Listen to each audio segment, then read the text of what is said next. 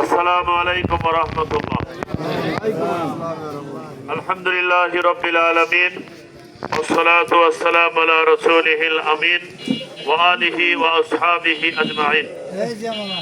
বাংলাদেশ জামাত ইসলামী আতাইকুলা ইউনিয়নের 4 নম্বর ওয়ার্ড কাসারপুর তাজিরপাড়ার উদ্যোগে আজকের এই তাজিরপাড়া মোড়ে আমাদের এই নির্বাচনী পথসভার সম্মানিত সভাপতি উপস্থিত আছেন আমাদের এই এলাকার পরম শ্রদ্ধেয় মুরব্বী, আমাদের পরম শ্রদ্ধেয় নেতা মাওলানা আব্দুস সুবহানের একান্ত আত্মীয়, শিক্ষা পরিবারের অন্যতম সদস্য, লক্ষ্মীপুর হাই স্কুলের সাবেক হেডমাস্টার, প্রবীণ শিক্ষক জনাব নাসির উদ্দিন।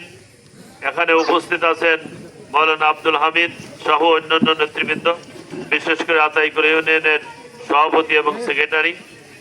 আমরা মূলত জনগণের কাছে একটা দাওয়াত নিয়ে আসছি।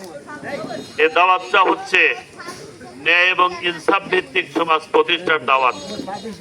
আপনারা সবাই অবগত যে বাংলাদেশ নামক এই রাষ্ট্রটা আজকে 54 বছর স্বাধীনতা লাভ করেছে। এই 54 বছরে 12টি নির্বাচন হয়েছে। ভোট দেন আর না দেন 12টি নির্বাচনে বিভিন্ন রাজনৈতিক দল এই 54 বছরে 12 বার রাষ্ট্রীয় ক্ষমতায় গিয়েছে। রাষ্ট্রীয় ক্ষমতায় যাওয়ার পরে আমাদের দেশে যেটা দেখা যায়, বাংলাদেশের ইতিহাস, বিভিন্ন দাতা সংস্থা, জাতিসংঘ, মানবাধিকার, অর্থনৈতিক বিভিন্ন রিপোর্টে আসে যে বাংলাদেশ দুর্নীতিতে চ্যাম্পিয়ন। বাংলাদেশ দুর্নীতিতে কি চ্যাম্পিয়ন। অথচ বাংলাদেশ কোনো গরিব দেশ নয়।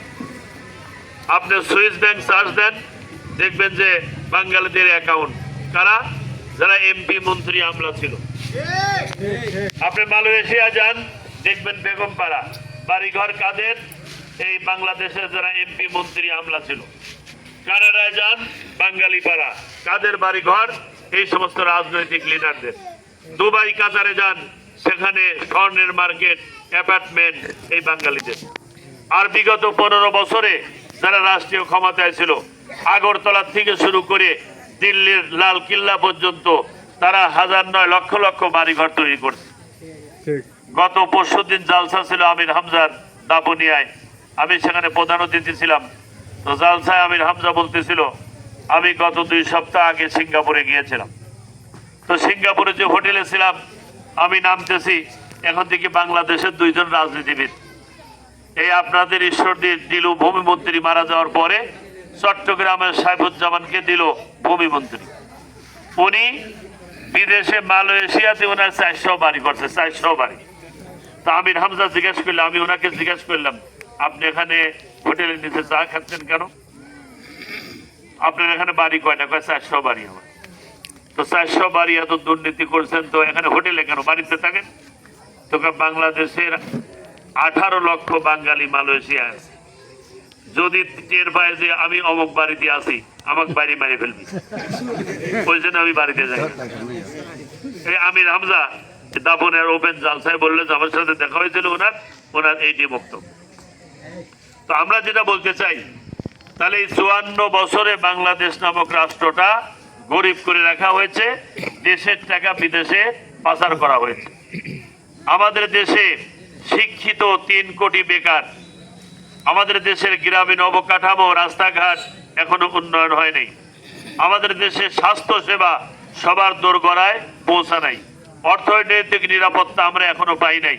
অথচ বাংলাদেশের রাষ্ট্রীয় ক্ষমতায় গিয়ে দেশের টাকা বিদেশে পাচার করে, আর এরপরে বিদেশে পলায়ন করে। বিদেশে পলায়ন করে না? একটা দলের প্রধান আজকে লন্ডনে বসে আছে প্রায় 15 বছর, আর আরেকজন দিল্লিতে চলে গেছে। তো কারণটা কি? বাংলাদেশ জামাত ইসলামীর এই 54 বছরে হাজার হাজার নেতা কর্মীকে হত্যা করা হয়েছে, শহীদ হয়েছেন। বিগত 15 বছরে আমাদের বিরুদ্ধে 7.5 লক্ষ মামলা দেওয়া হয়েছে। এই পাবনাতে 750 মামলা, আমার বিরুদ্ধে 21টা মামলা। আমাদের আকরাম মন্ডলের বিরুদ্ধে মামলা কত? 35টা মামলা। জামাত ইসলামের আমির মাওলানা মতিউর রহমান নিজামীকে জেলখানায় ফাঁসি দেওয়া হইল। সেক্রেটারি জেনারেল আলী হাসান মুজাহিদকে ফাঁসি দেওয়া হইল। আব্দুল কাদের মোল্লাকে ফাঁসি দেওয়া হলো, মীর কাসেম আলী কামরুজ্জামানকে ফাঁসি দেওয়া হলো, আল্লামা দিলওয়ার হোসেন সাইদি, মাওলানা আব্দুল সোবহান, অধ্যাপক গোলাম আজম, এ.কে.এম নাজির আহমদ সহ অগণিত নেতাকে জেলখানায় বিনা চিকিৎসায় হত্যা করা হয়েছে। সরকার প্রস্তাব দিয়েছিল আপনারা বিদেশে চলে যান, তাহলে আমরাও বাঁচি আপনারাও বাঁচেন, আপনাদের ফাঁসি হবে না, আপনারা চলে যান। জামাত ইসলামের নেতৃবৃন্দ বলেছিল আল্লাহ তাআলা বাংলাদেশে আমাদেরকে জন্মগ্রহণ করিয়েছেন, এই দেশেই বড় হয়েছি, এই দেশ আমার প্রিয় মাতৃভূমি, আমার সেকেন্ড হোম বলে কোনো রাষ্ট্র নাই, বাংলাদেশেই আমি থাকবো, ফাঁসি হয় হবে। তারা বাস্তব প্রমাণ দিয়েছেন। আর বিগত 54 বছরে আমাদের সম্পর্কে বলা হয়েছে এরা রাজাকার, আলবদর, আসাম, স্বাধীনতা বিরোধী, নারী ধর্ষণকারী ইত্যাদি বিভিন্ন মিথ্যা কথা বলা হয়েছে। আমি আপনাদেরকে জিজ্ঞাসা করতে চাই, আচ্ছা এই 54 বছরে বাংলাদেশ জামাত ইসলামের একজন নেতা কর্মী পাকিস্তানে গেছে শুনেছেন? কোন আওয়ামী লীগ বলতে পারবে জামাতের এক নেতা পাকিস্তানে গেছে? বাংলাদেশের একটা টাকা আমরা পাকিস্তানে পাঠাইছি? তাহলে এই 54 বছরে এই জাতিকে দাবা রাখা হয়েছিল মিথ্যা কথা বলে।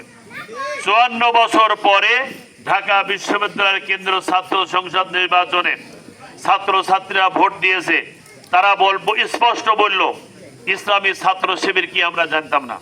আমাদেরকে বলা হয়তো ওরা রক কাটাপাটি, ওরা স্বাধীনতা বিরোধী, ওরা নারীদেরকে জোরপূর্বক বোরকা পরাবে, ওরা ইত্যাদি ইত্যাদি বিভিন্ন কথা বলা হয়তো।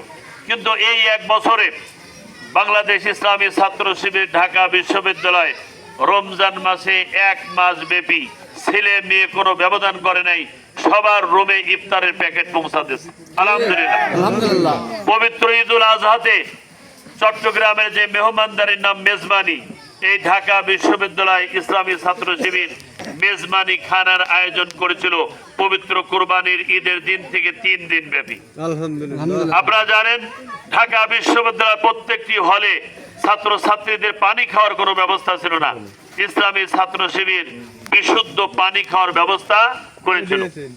আর জুলাই বিপ্লবের ঘটনায় তারা ডকুমেন্টারি তৈরি করে জাতীয় জাদুঘরে প্রদর্শন করেছিল, ঢাকা বিশ্ববিদ্যালয়ের ছাত্রছাত্রীরা দেখেছিল।